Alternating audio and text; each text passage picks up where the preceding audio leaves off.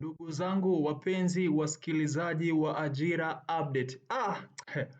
Kuna marumbano kidogo na hii ni kuhusiana na video ambayo tumeupload jana baada ya kupokea taarifa kutoka kwa ndugu yetu ambaye ni mwanafamilia, akasema ya kwamba kaka, mbona watu bado wanaripoti JWTZ, akitoa ushahidi ya kwamba yeye ameona jamaa mmoja ambaye ni wa mtaa wake amekwenda tarehe 24 kama sikosei, alisema tarehe kama 24 20 ngapi, ila 21 hivi.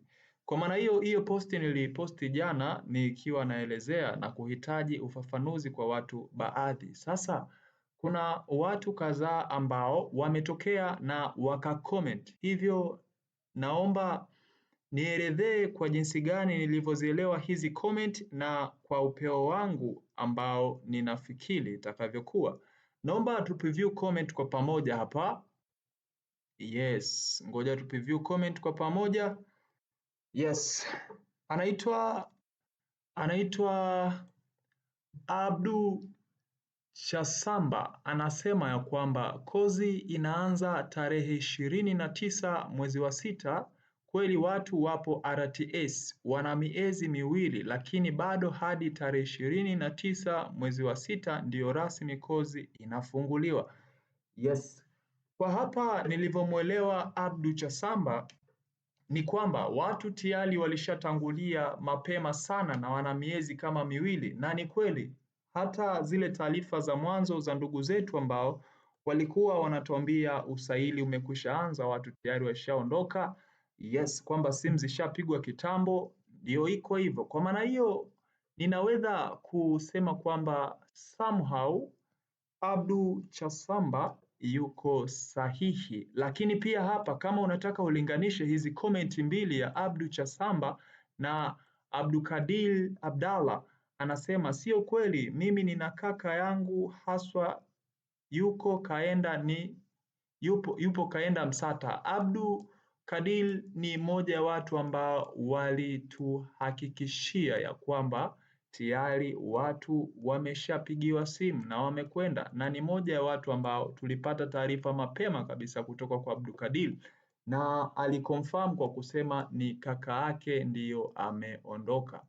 Yes, ninaweza nikaconclude ya kusema kwamba huwezi jua kama ndugu yetu ambaye anasema ya kwamba kuna jamaa ameondoka, kama ndugu yetu ambaye alikuwa anasema ya kwamba kuna jamaa ameondoka.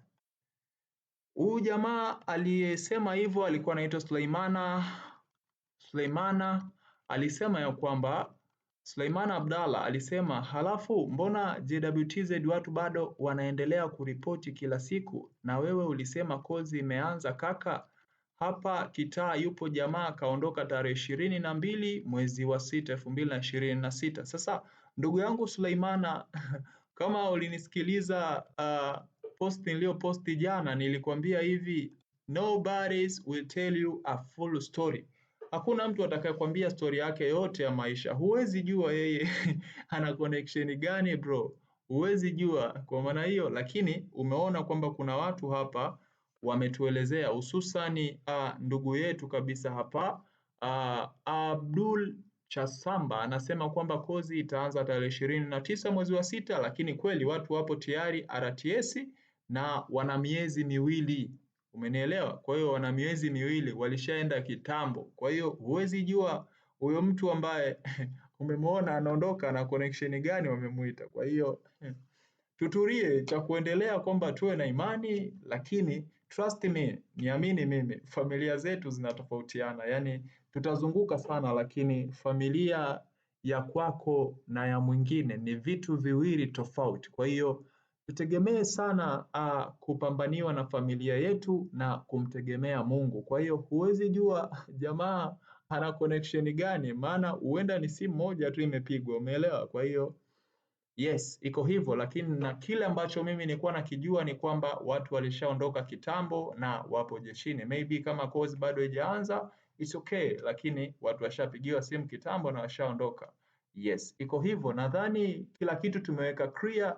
na shukuru sana kwa watu ambao wanajitolea kutoa elimu kwa ndugu zetu ambao wanauliza maswali, maana sote ni vijana na sote tunatakiwa tupambanie maisha yetu. Niamini mimi kwamba leo yetu inaweza kuwa ngumu, lakini kesho yetu ikawa rahisi. Lakini pia leo yetu inaweza kuwa rahisi na kesho yetu ikawa ngumu. Kwa maana hiyo ni mipango ya Allah kurahisisha kila kitu kwenye maisha yetu. Chao, nitakuwa na wewe mpaka siku ambayo tunatoboa maisha. Asante.